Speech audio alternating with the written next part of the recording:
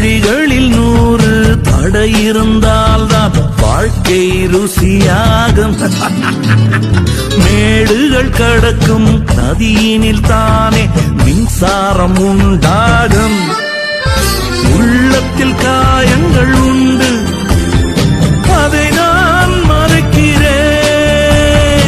ஊருக்கு ஆனந்தம் கொடுக்க வழிகளில் 100 தடை இருந்தால்தான் வாழ்க்கை ருசியாகும்.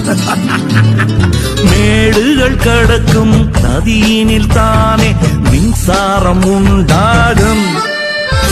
உள்ளத்தில் காயங்கள் உண்டு,